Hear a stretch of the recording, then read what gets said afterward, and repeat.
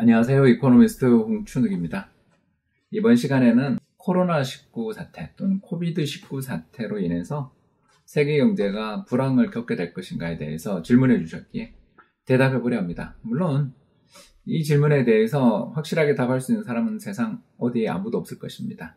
저는 기본적으로 낙관론자, 다시 말해서 경제가 지속적으로 우상향할 거다라는 믿음을 갖고 있는 사람이다 보니까 아무래도 이런 외부 충격을 불황이 온다라고 보기보다는 시장에서 저평가된 자산을 매입할 기회로 갖자, 이런 의견을 갖게 되는 것 같습니다. 왜 그런가? 그림 한번 보시죠. 제가 그린 그림은 아니고요.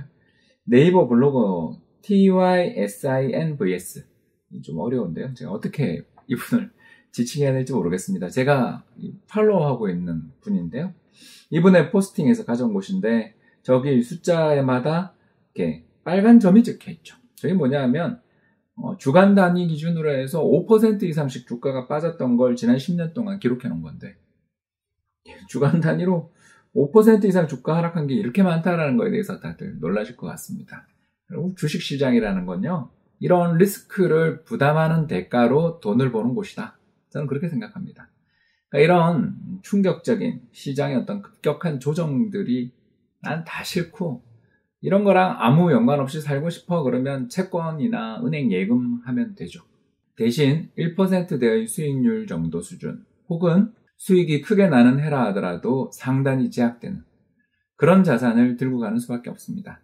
결국 우리는 아주 금수저 집안에 태어난 사람이 아니고서는 어느 정도의 위험을 무릅쓰고 갈 수밖에 없고, 그 위험을 무릅쓰는 대상인 주식에 대해서는 좀 이해가 필요하다, 이 말씀을 드리고 싶어요. 왜 이렇게 주식시장이 출렁거리는가? 이 주식시장에서 거래를 하는 목적이 뭐냐 하면 미래에 기업들이 기록할 거라고 예상되는 미래 명목 이익에 대한 기대들이 서로 달라지기 때문에, 그러니까 끊임없이 향후 미래에 벌어들일 수익을 수정하기 때문인 거죠. 그래서 이번 코로나19 사태로 인해서 세계적인 대유행, 팬데믹이 만약 온다고 한다면 성장률이 둔화될 테니까 이건 주가 조정의 이유가 된다, 이렇게 본다라는 겁니다. 그림 한번 보시죠. 네, 주식시장의 상승률과 그리고 경제 성장률의 관계를 그려놨는데요. 파란 굵은 선은 경제 성장률, 빨간 선은 주가 상승률인데 재밌지 않습니까? 지난 한 40년 동안, 1980년부터니까 40년 좀 더 되는데요. 그래도 일단 1980년대부터 지금까지 한 40년에 걸친 기간 동안에 불황이 몇 번 있었냐면 한 번, 두 번, 세 번, 네 번 있었어요. 그런데 주가가 마이너스 수익률을 오랫동안 기록했던 시기가 몇 번 있었냐 하면 11번 있었습니다. 왜 그러냐? 외부 충격이 오기만 하면 불황이 올 거야, 이러면서 사람들이 도망가는 일들이 자주 벌어진다는 거죠. 그리고 그때 도망갔던 게 지나고 보면 아이고 나 그때 괜히 도망갔네, 주가 더 오를 줄 몰랐네, 이러는 경우들이 적어도 4번에 3번 정도는 되더라라는 것입니다.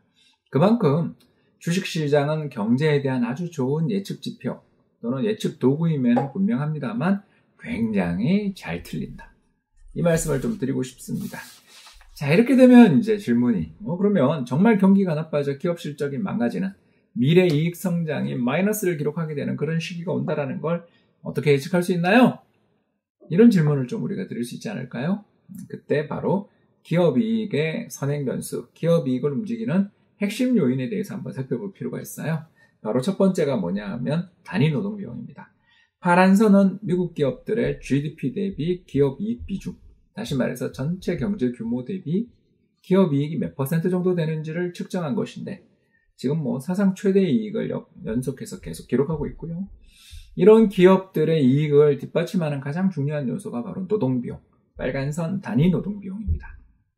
단위 노동비용이 마이너스를 기록하는 등 단위 노동비용의 상승이 거의 나타나지 않는 경우에 기업들의 이익은 폭발적으로 늘어난다는 것을 알 수가 있고요. 현재 상황을 보더라도 미국의 임금 상승률이 최근에 그렇게 가파르지 않다라는 점을 생각하면 2020년 상반기에도 미국의 단위 노동 비용이 그렇게 급격히 오를 것 같지는 않다, 이렇게 볼 수 있는 것 같습니다. 두 번째로 이와 같이 기업들의 이익을 또 좌우하는 첫 번째 요인이 단위 노동 비용이었다면 두 번째는 차입금리 비중입니다. 즉 이자율입니다. 그림 한번 보시죠. 파란 선은 방금 봤었던 GDP 대비 기업들의 이익 비중이고요. 빨간 선이 뭐냐면 미국 기업들 전체 기업의 이익에서 차지하는 차입금 이자 비용입니다. 차입금 이자 비용은 빨간선인데 빨간선이 급격히 상승할 때마다 항상 기업 이익이 망가집니다. 그리고 기업 이익이 망가지고 나면 그 뒤에 회색 음영으로 된 부분이 불황이라는 거 이제 아시죠?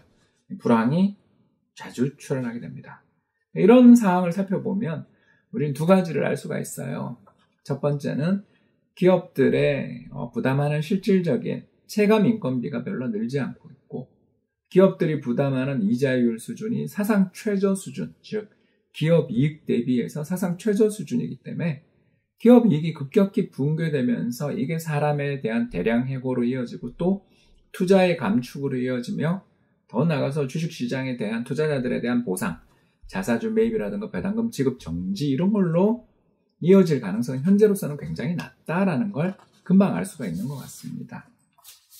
더 나아가서 인플레이션 징후가 지금 거의 없어요. 최근 국제유가가 급락하고 있는 과정에서 연준이 금리를 인상해서 이자율 비용을 올린다든가 이런 가능성도 별로 없고 앞서 말씀드린 것처럼 미국 근로자들의 임금 상승률도 적어도 지난 1월달 통계만 보면 굉장히 낮은 쪽에 속한다라는 걸 생각해 보면 인플레이션 기대가 부각되며 기업들의 이자 부담이 높아지고 또 임금 부담이 높아지는 일은 지금 현재 상태로는 좀 가능성이 낮다.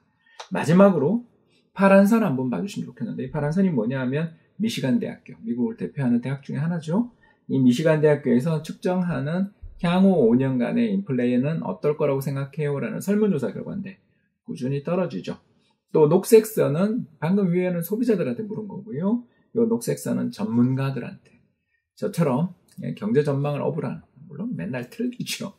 그러나 저희들 전문가들 경제 예측을 어불하고 있는 사람들의 평균적인 생각이 어떤가를 알아볼 수 있다는 측면에서 녹색선 상당히 도움되는데 굉장히 떨어지고 있죠. 이런 점을 생각해 볼 때 저는 코로나19 바이러스로 인한 경제의 충격이 발생한다 하더라도 그게 기업들의 실적 개선 흐름을 가로막을 정도의 충격인가? 더 나아가 미 연준이 이런 외부 충격으로 인해서 성장률의 둔화 위험이 나타날 때 금리 인하로 대응 안 할 가능성이 있는가? 이런 부분도 한번 점검해 보면 좋지 않을까 싶어서 방송 준비해 봤습니다. 지금까지 시청해 주셔서 대단히 감사합니다.